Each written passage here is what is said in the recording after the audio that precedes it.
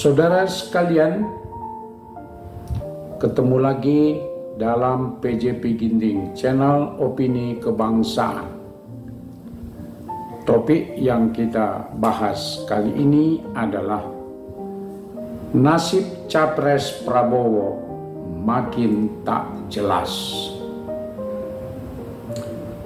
Saudara, ada adagium menyatakan bila kebenaran telah menjadi realitas, maka semua kebohongan telah kehilangan makna. Itulah yang sedang berlangsung dalam ruang publik politik Pilpres jelang tahun 2024. Prabowo Subianto dalam 1 tahun belakangan ini memainkan politik zigzag, memanfaatkan semua situasi dan kondisi dengan framing seorang nasionalis sejati, seorang pejuang rakyat yang pantang menyerah, berani dan tegas terhadap pihak asing, penerus kebijakan Jokowi, mengklaim sebagai menteri terbaik, tokoh pemersatu bangsa, dekat dan didukung oleh keluarga Jokowi, mengklaim sebagai ahli geostrategi, geoekonomi politik, dan geohistori, dan masih banyak lagi. Sampai bulan Juli kemarin, Prabowo sangat menikmati hasil-hasil framing yang dilakukan. Survei elektabilitas menempatkannya pada urutan teratas dengan angka 34,2%, mengalahkan Ganjar 32,8% dan Anies 20,6%. Prabowo semakin jumawa secara politik. Sifat dan karakter aslinya satu persatu mulai bermunculan. Kedekatan dengan kaum radikalis mulai dipertontonkan melalui corongnya Fadly John. Kritik dan fitnah kejam ke Jokowi ditingkatkan intensitasnya melalui Rocky Gerung.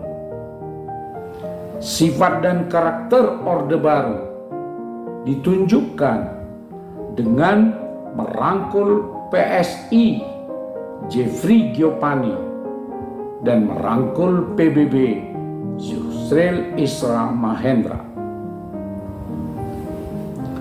Bahkan merangkul Effendi Simbolon dan Budiman Sujatmiko yang nyata-nyata adalah orang PDIP dan lawan politiknya.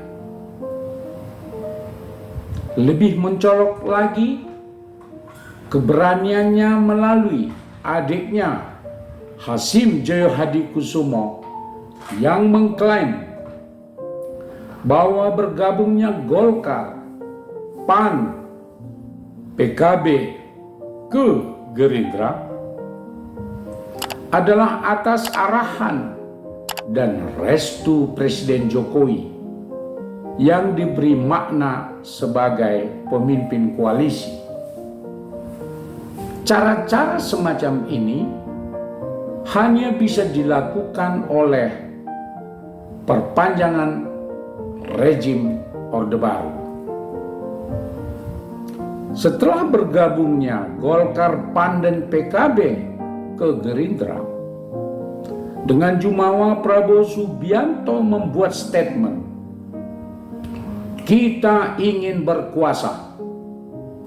Kita minta kekuasaan kepada rakyat untuk membangun bangsa Indonesia."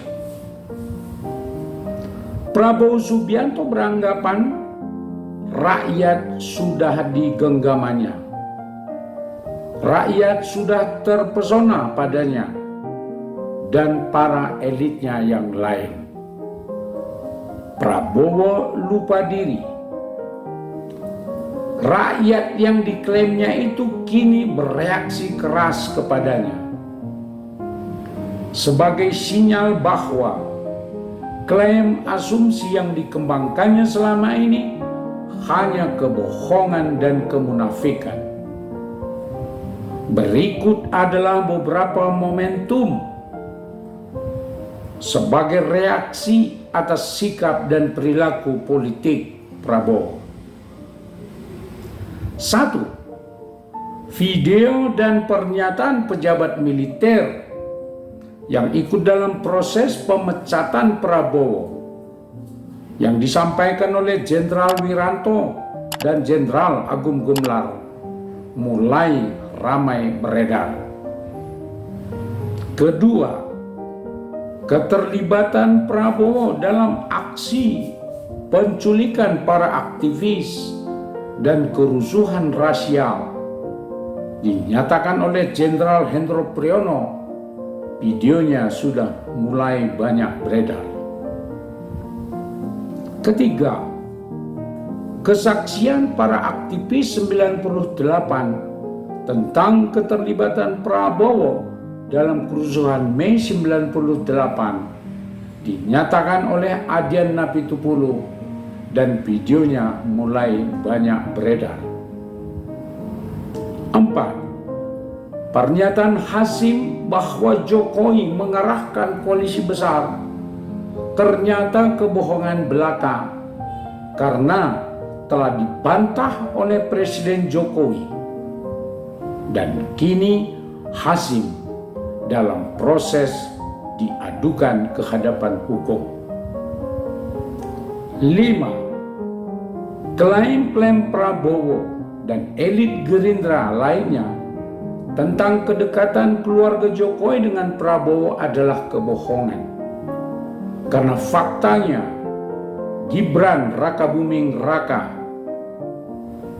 notabene adalah anak presiden dan wali kota Solo menyatakan mendukung Ganjar Pranowo. 6. Klaim Prabowo dan Gerindra sebagai penerus Jokowi hanyalah kebohongan karena urusan capres bukan urusan Jokowi. Bahkan Jokowi yang memberi rancangan baju kampanye Ganjar Pranowo. Bahkan Jokowi telah memberi masukan ke PDIP untuk membentuk tim 7 pemenangan Ganjar Pranowo. Ketujuh, klaim Prabowo dan Gerindra bahwa Prabowo menteri terbaik Jokowi juga terbantahkan dengan kecaman yang dialamatkan ke Prabowo karena kebijakan pembelian alutsista bekas, impor pakaian dinas tentara, program food state gagal, kerugian negara puluhan hingga ratusan triliun.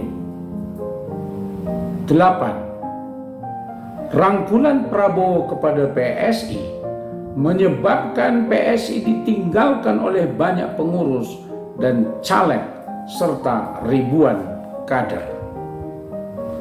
9. Rangkulan Prabowo terhadap Effendi Simbolon dan Budiman Sujatmiko menimbulkan masalah etika dan dikecam oleh PDI Perjuangan.